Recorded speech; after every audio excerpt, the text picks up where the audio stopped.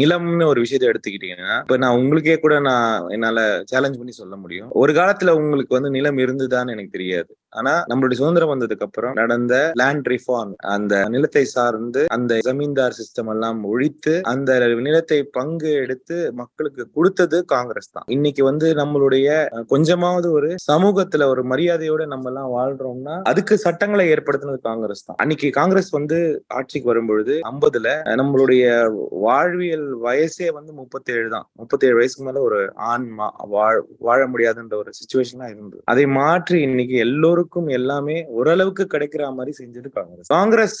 காங்கிரஸ் தலைவர்களை பத்தி நான் பேசல, காங்கிரஸ் சித்தாந்தத்தை பத்தி பேசுறேன்.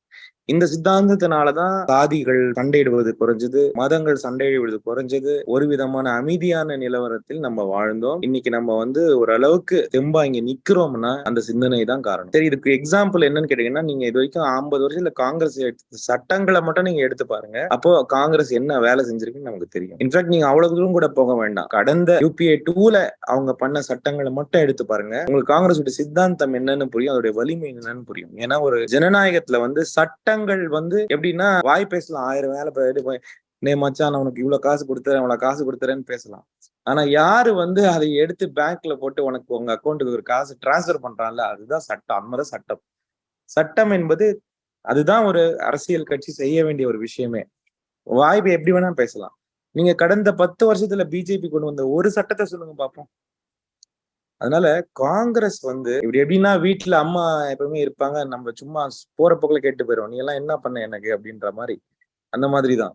ஆனா காங்கிரஸ் உடைய எண்ணமும் காங்கிரஸ் உடைய சித்தாந்தமும் தான் இந்த நாட்டை இன்னும் வாழ வச்சிட்டு இருக்கு. உங்களையும் என்னையும் இன்னைக்கு ஒரு வலிமையோட நிக்க வச்சிருக்கு.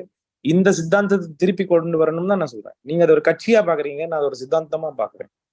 இந்த சித்தாந்தத்தை நம்ம விட்டுட்டோம்னா, இந்த சித்தாந்தத்தை நம்ம மறந்துட்டோம்னா நம்ம காலிலே நம்ம அடிச்சுக்கிற மாதிரிதான். ரெண்டாவது, இது யாருடைய பொறுப்பு அப்படின்னு கேட்டீங்கன்னா, காங்கிரஸ்காரர்களுடைய பொறுப்பா, காங்கிரஸ்காரர்களுடைய இதுவா அப்படின்னு கேட்டீங்கன்னா, நான் காங்கிரஸ்காரர்களுடைய பொறுப்புன்னு நான் சொல்ல மாட்டேன். அது எல்லாருடைய பொறுப்பு. இந்த சித்தாந்தத்தை நிக்க வைப்பது, வலிமையாக அதை புஷ் பண்ணுவது, நம்ம குழந்தைங்களுக்கு சொல்லிக் கொடுப்பது, இதெல்லாம் நம்மளுடைய பொறுப்பு தான்.